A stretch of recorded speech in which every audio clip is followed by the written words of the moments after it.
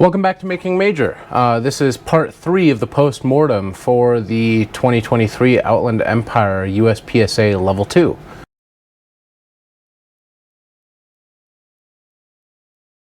Alright, continuing where we left off, let's talk about some RM things. So, I got called over to Stage 7, Unicorn Sector. It looked a little bit different than this, but not, I mean, there was a prop in the middle. We'll see if I can pull my video and show you. But prop in the middle, you were supposed to start hands on the prop. Most people turned and went uprange here to shoot that target. It was quite a lot, I mean, it was a lot less forgiving. It was kind of like stuck kind of here where you had, I mean, okay, that's terrible, but you basically had to lean a little bit to get it.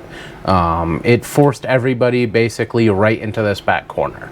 So moving uprange, right? A lot of people, they drew, turned, and then did the thing. Some people like started kind of like this, ran uprange, and then drew. Some people did a half thing, drew, and you know. So I got called for a DQ. This one was a little bit more of a pain, I would say, in that the CRO was like, yes, this was a DQ. They drew while uprange, 180.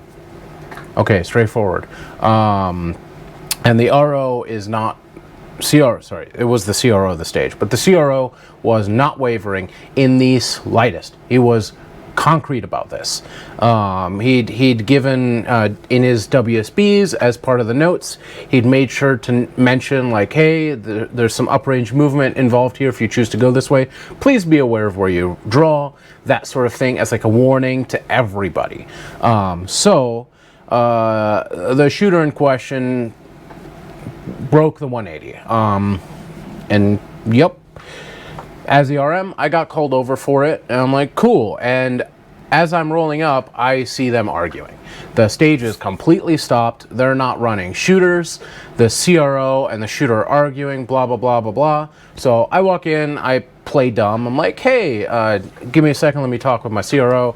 So we talk. I'm like, hey, what happened? And he goes, oh yeah, you drew 180, blah, blah, blah, and runs me through what happened. I'm like, cool. I talk to the shooter. Shooter's like, no, he's DQing me for pumping my hand.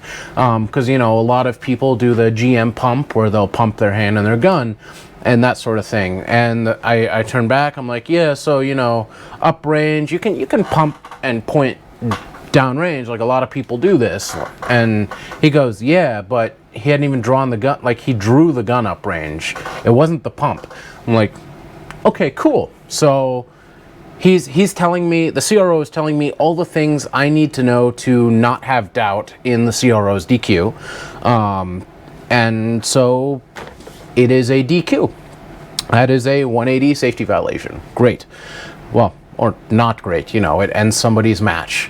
But during this whole process, like I was talking to the shooter, blah blah blah. Like, I pulled out an ARB form because I feel that customer service is important.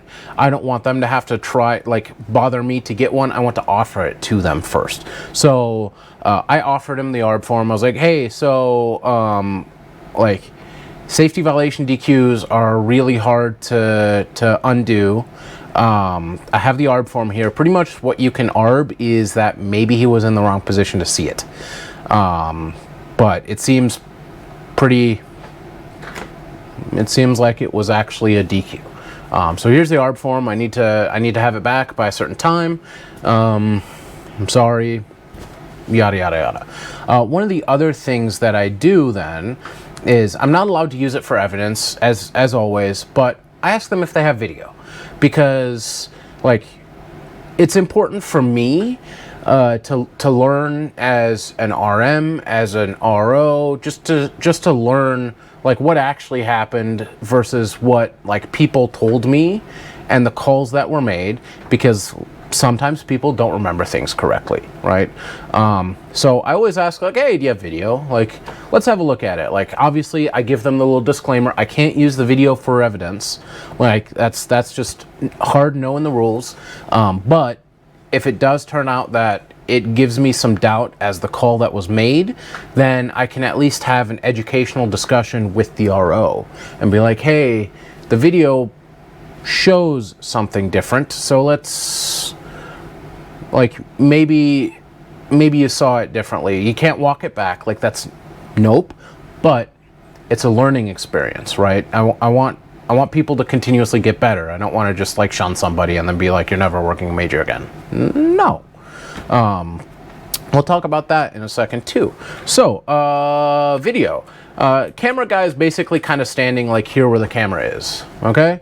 Clearly uprange. Yeah, okay. In the video, competitor turns around, and you can clearly see it's a race holster, so you can see the entire front of the gun, like the top of the gun. You can see it in the video, and you can see the gun do this out of the holster, and it's half an inch of movement because it's a race holster, pop, and then he pumps it. So, like, when I saw that video, I was like, okay, so you are turned up range, the gun is still in the holster, and then you pull it from the holster uprange.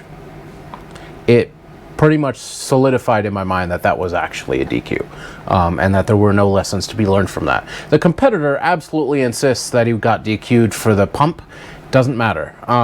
So I tried to play my customer service role, tried to be like, I'm sorry, blah, blah, blah. Here it is.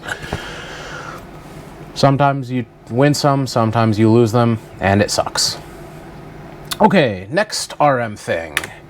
Let's talk about the Double Bay 9. I got called down here a few times, primarily for one, a scoring call, and then another thing. How much time do we got? So I'm going to cover the calls in this bay in the next episode. See you then.